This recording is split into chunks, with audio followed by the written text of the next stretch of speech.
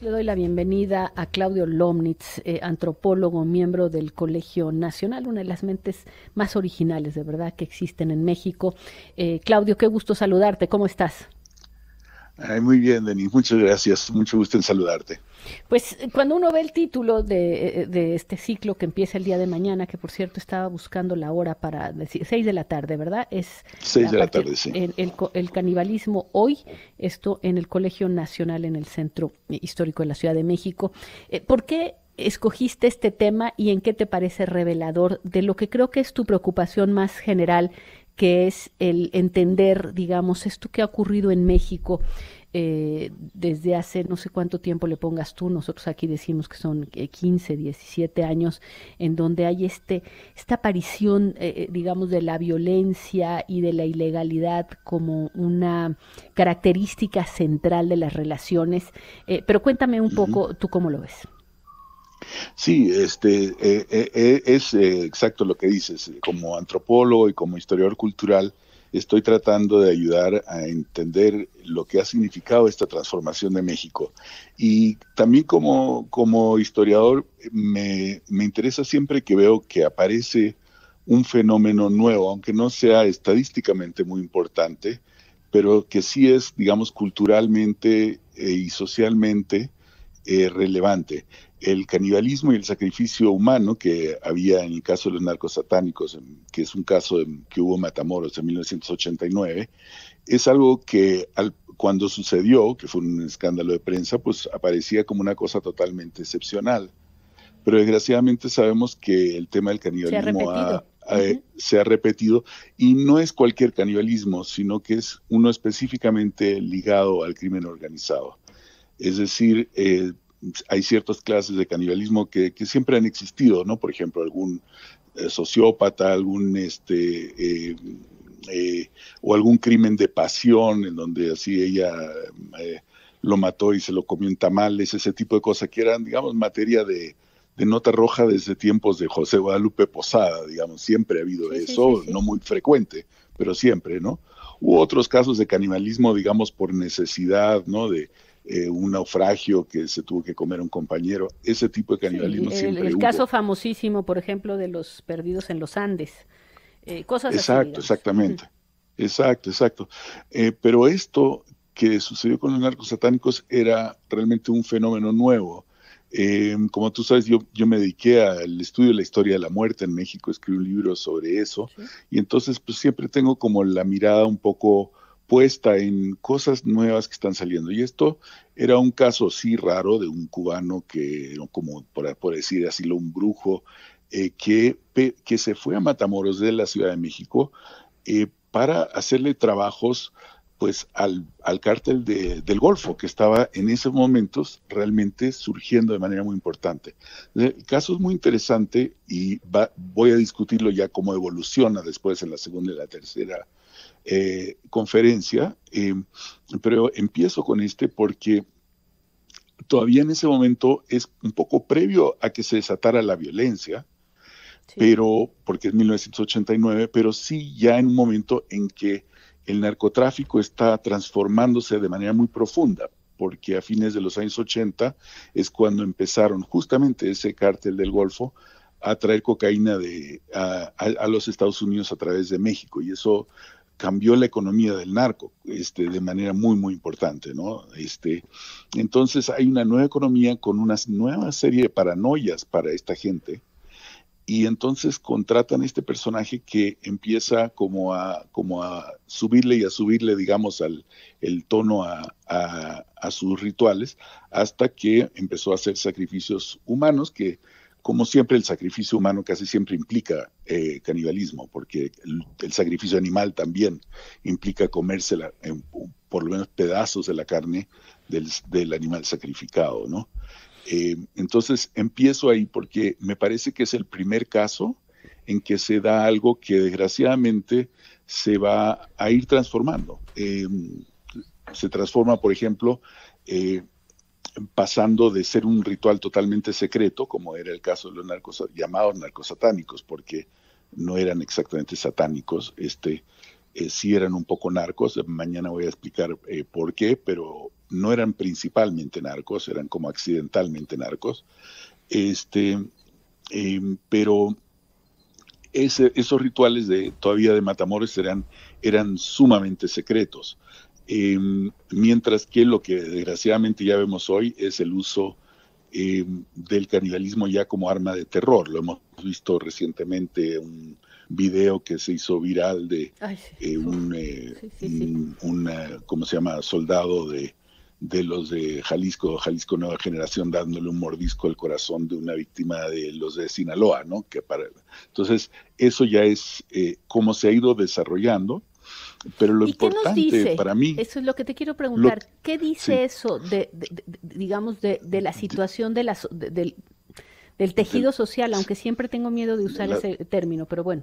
Sí, tienes razón de tener siempre cuidado con eso, me parece, pero creo que lo que habla en primer lugar es decir, el canibalismo y el sacrificio humano son ambos la base realmente de toda la civilización judeocristiana, sobre la que se monta también el Estado moderno. Entonces, si tienes de pronto grupos violentos, digamos, que están haciendo eso, habla de una subversión, digamos, de la base misma de la ley, de la moral moderna, que podemos decir, ¿no? Entonces, en primer lugar hay eso. En segundo lugar, hay que preguntarse, bueno, ¿por qué lo hacen al principio? Y al principio una de las cosas que sucede es que justo como es una violación de o una transgresión moral y legal y emocional, digamos, tan profunda, ¿sí? Lo que va quedando es una relación de complicidad realmente exaltada, ¿no? Entre la gente que toma parte en el ritual, ¿no? Distingue los de adentro de los de afuera de una manera absolutamente tajante, ¿no? Es decir, a ver, déjame preguntarte esto, que me parece interesante cuando dices la subversión. Finalmente, como si la civilización, y en este caso la judeocristiana, hubiera implicado la supresión de ciertas prácticas, ¿no? Una de ellas, el canibalismo, etcétera. Que surjan estas, es la rebelión más profunda, es decir, es el desafío a esas reglas, la generación de lealtades alternas, desafiantes. ¿Es algo así? A mí no se me ocurre un desafío más profundo. O sea, desde un punto de vista de la religión y de la civilización, no solo de la religión, porque hay que recordar, y esto es muy relevante en México en especial, que la cristianización y la colonización en América en muy buena medida se justificó en contra del sacrificio humano y del canibalismo. Entonces, digamos, la fundación del Estado moderno en mexicano se basa en eso. Sí, regresar a eso, aunque no esté planteado de manera, digamos, explícita, porque supongo que esto no está explícitamente dicho, pero regresar a una práctica de este tipo es enfrentar, y déjame, se me ocurre digamos, una relación, cuando el Estado Islámico mataba de cierta manera, etcétera, también parecía un desafío supremo a la civilización occidental. ¿Estás de acuerdo? Y lo era, ¿no?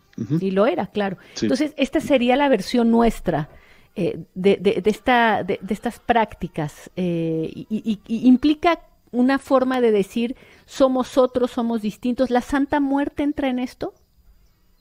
La Santa Muerte sí entra en esto de una manera medio complicada, pero un momentito, digamos, regresemos un segundito a algo que estabas diciendo hace un momento, ¿no?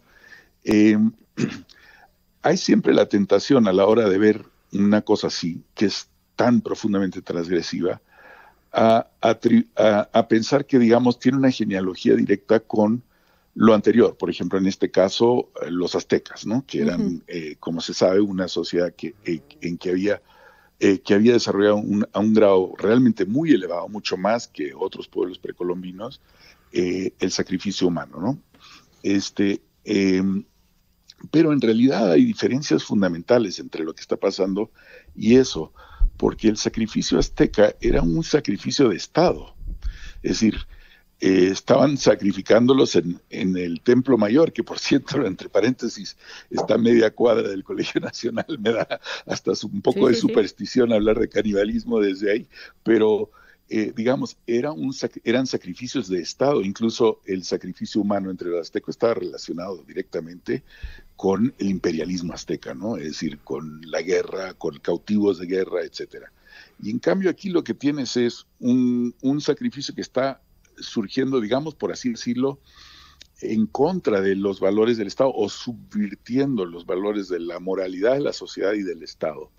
Entonces ahí hay una relación interesante y la pregunta es si, digamos, si hay un intento a través de esto de refundar algún tipo de Estado o no. Y al subvertir estos principios y generar esta cohesión, ¿tú crees que justifica y legitima en ese grupo su ilegalidad y sus acciones antisociales? Yo creo que sí, no sé si lo justifica, pero sí es un paso que no tiene un regreso.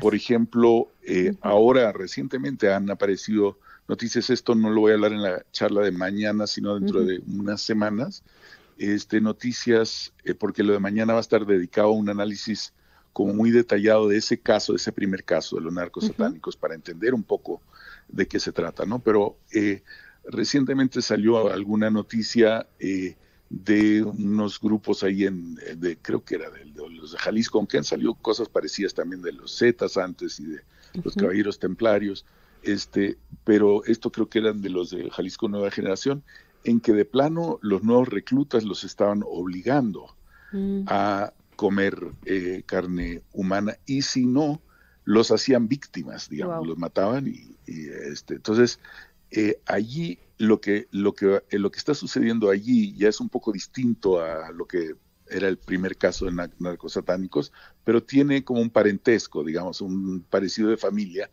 en el sentido de que el canibalismo implica una comunión, ¿no? Por eso está tan prohibido, entre otras cosas, ¿no? Pero eso es entonces se arma, digamos, por así llamarlo, una complicidad o una lealtad o una identidad que sí creo que no tiene regreso. Qué interesante, porque pues aquí hablar de que algo no tiene regreso en estos grupos pues tiene toda una implicación, ¿no?